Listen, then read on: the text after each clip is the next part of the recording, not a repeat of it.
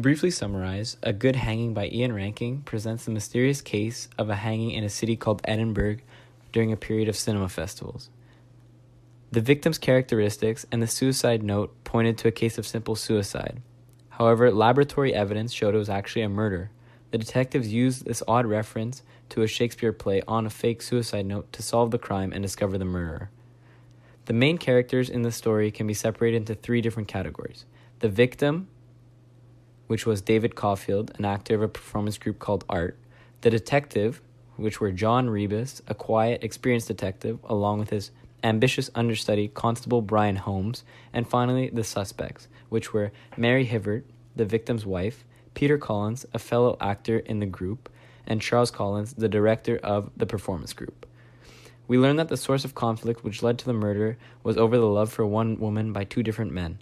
There was a summer fling which happened between Peter Collins and Mary Hibbert while she was dating David Caulfield. When David found out the truth, he got into a fight with Peter, and ultimately, Peter killed him. Finally, the story is resolved using the evidence from the pathologist's analysis alongside the information on the suicide note to determine the crime was murder committed by Peter Collins. Peter Collins strangled David Caulfield over a woman. In terms of epistemology in the story, it's a bit all over the place. When Detective John Rebus receives the phone call about a hanging in Parliament Square, Edinburgh, his initial belief, it's got to be a prank gone wrong,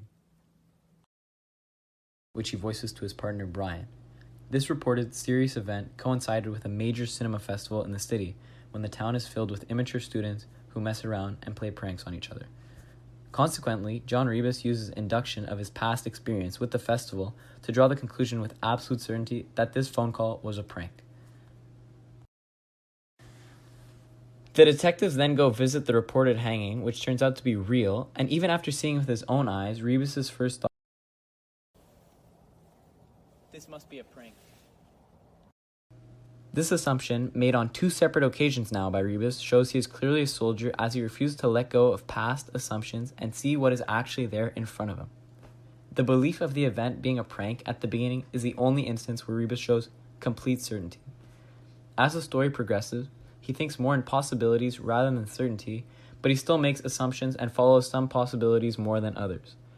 Following the acceptance by the investigator that the hanging was not a prank, he says, so it must be a publicity stunt then.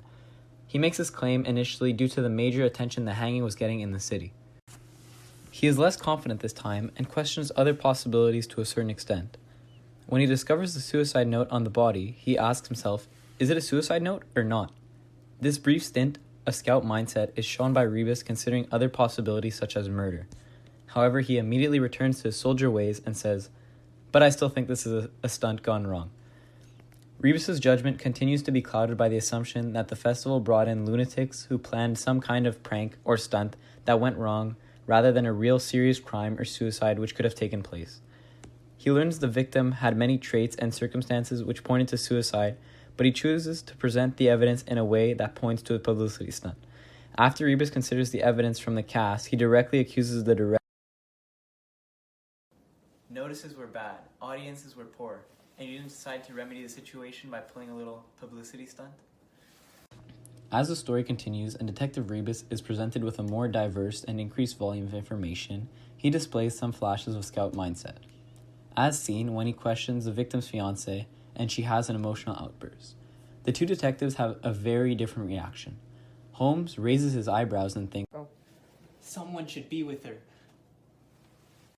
She can handle it on her own.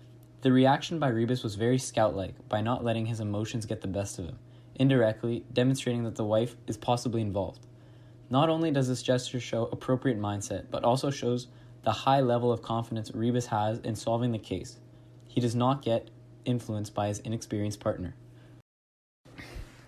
Ultimately, I would consider Rebus mainly as a soldier throughout the case, as he makes many assumptions, and even if he identifies other possibilities, he follows the ones which fit his beliefs.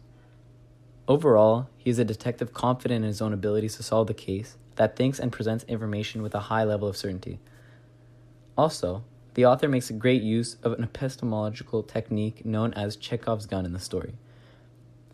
The message on the suicide note, which Rebus read off the note, "Pity it wasn't 12th night," is mentioned early in the story by Rankin and eventually is a crucial aspect to solve the case. The question that we are asked when reading the story is, what causes people to commit acts that are not in their nature? For example, Peter Collins lashing out and killing one of his friends and colleagues. Ian Rankin answers this question for us in the story through the themes of jealousy and love. At the end of the story, we found out that Peter Collins killed David Caulfield out of jealousy.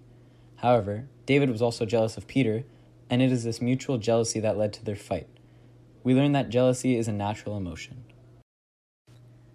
Humans cannot prevent themselves from being jealous, and this envy causes us to do things we would not normally do. While this may seem to be the answer to our overall question, Rankin gets the reader to ask himself, but what makes people jealous? He answers this through his other main theme, love.